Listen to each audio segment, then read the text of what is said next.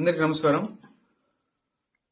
నేను అరవ శ్రీధర్, రైల్వేకోట జనసేన పార్టీ ఎమ్మెల్యేగా ఉన్నాను. ఈ రోజు మార్నింగ్ నుంచి ఏదైతే నా మీద తప్పుడు ప్రచారం, అదేవిధంగా తప్పుడు ఫేక్ డీప్ వీడియోలు ప్రచారం చేస్తున్నారో దానికి నేను సూటిగా వాళ్ళనే క్వశ్చన్ అడుగుతున్నాను.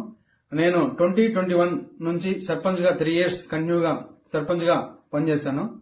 సర్పంచ్ గా పనిచేసేటప్పుడు నా విలేజ్ లో కావచ్చు, లేకపోతే పక్క పంచాయతీలు కావచ్చు, మండలంలో కావచ్చు, ఏ రోజైనా శ్రీధర్ ఇలాంటి తప్పులు చేస్తాడు, శ్రీధర్ పలానా తప్పులు చేస్తాడు, తప్పుడు వ్యక్తి అని నిరూపించండి.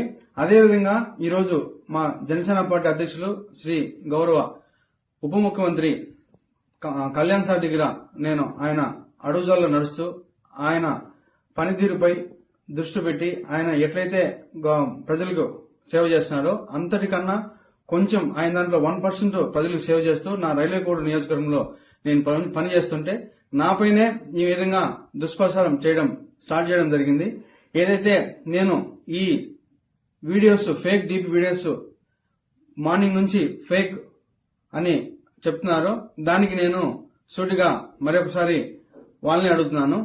ఈ 1.5 year నుంచి నేను చేసిన అంటున్నారు కదా, నేను లాస్ట్ 6 months నుంచి నన్ను ఇట్లే హరాస్మెంట్ చేస్తా ఉంటే మా అమ్మ వెళ్ళి పోయి పోలీస్ కంప్లైంట్ కూడా ఇచ్చింది.